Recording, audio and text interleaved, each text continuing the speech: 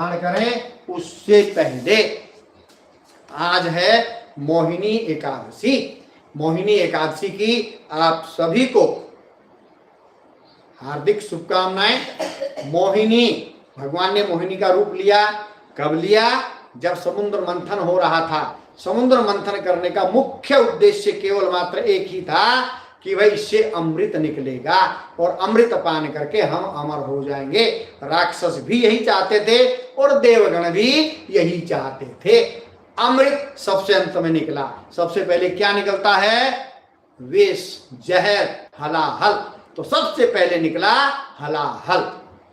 तो हलाहल का पान किसने किया? पृथ्वी पर तो छोड़ नहीं सकते, उसका बनाया गया भोले बाबा को। भोले ही है वो, है तो भोले बाबा को विष पान करा दिया गया।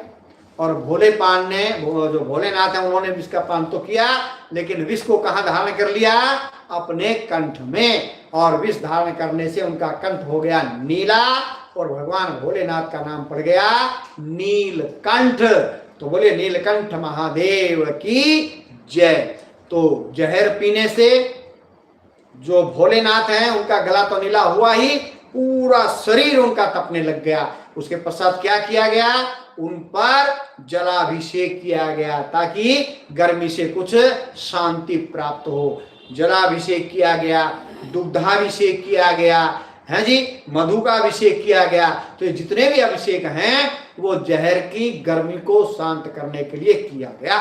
इसीलिए महादेव पर क्या चढ़ाया जाता है? मात्र एक लोटा जल चढ़ा दिया जाता है ताकि उनका शरीर शीतल रहे। शीतलता प्रदान करने के लिए, जहर की जो गर्मी थी उसको शीतलता बनाए रखने के लिए भगवान भोलेनाथ पर जल अर्पित किया जाता है। उनके शिवलिंग पर जल चढ़ाया जाता है। तो जल मात्र शिवलिंग पर ही चढ़ाया जाना चाहिए। तो जब भी संभव हो, भोलेनाथ आशुतोष हैं, शीघ्र प्रसन्न होने वाले हैं, इसलिए जब भी सुअवसर मिले आपको जलाभिषेक अवश्य करना चाहिए। तो समुद्र मंथन से सबसे पहले निकला हलाहल, जिसका विषपान, हलाहल का पान किया हमारे महादेव ने। उसके बाद और बहुत सी चीजें निकली, उसमें से कुछ बता देता हूं मैं, सारी मुझे भी ध्यान नहीं है। लगभग 14 वस्तुएं निकली। अंत में अमृत निकला। उसमें वाजश्रवा नाम का अश्व निकला जो बलि ने ले लिया। उसके बाद एरावत हाथी निकला, वो इंद्रदेव ने ले लिया है। और उसके बाद जो है वहां से महालक्ष्मी भी निकली और लक्ष्मी को विष्णु ने धारण कर लिया। तो बहुत सी वस्तुएं उसमें से निकली। और अंत में धनवंतरी जो है अमृत कलश को लेकर के निकले। बस उसी के लिए तो मंथन हो ही रहा था। तो देवगण और राक्षस सभी दौड़े धनवंतरी को पकड़ने कि अमृत पान तो हम करेंगे, अमृत पान तो हम करेंगे। अब धनवंतरी जी भी परेशान, क्योंकि अमृत पान देवगणों को कराना और उधर राक्षस भी पीछे हैं और देवगण भी पीछे हैं। तो तभी भगवान विष्णु ने रूप धारण किया मोहिनी का। वही आज है मोहिनी एकादशी। मोहिनी का रूप धारण किया और सभी राक्षसगण मोहिनी को देख करके एकदम से हैरान, आश्चर्यचकित रह गए और पूछने लगे कि भाई आप कौन हैं? बोले आप लोग पहले ये बताइए कि लड़ क्यों रहे हैं? बोले लड़ने की बात तो है ही नहीं, हमने समुद्र मंथन किया अमृत के लिए, अब अमृत हमको चाहिए।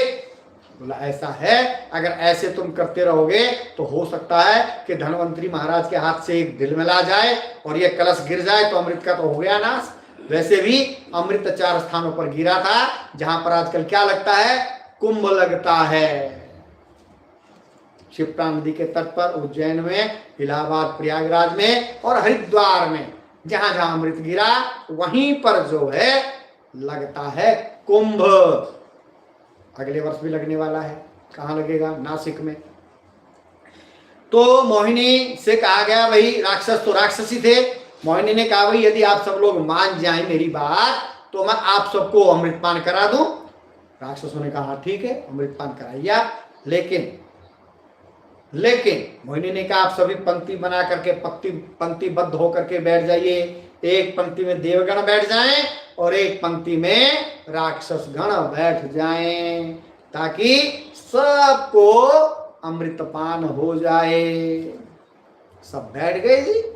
पिलाना आरंभ किया मोहिनी ने। कहां से? देवगणों से।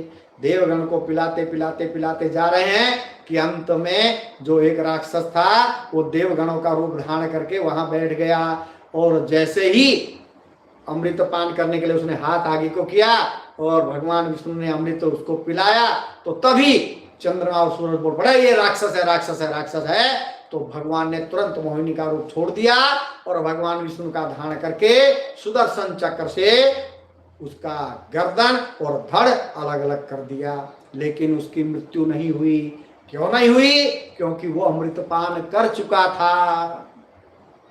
अमृत पान कर चुका था। तो वही फिर नवग्रहों में उनकी गिनती हुई।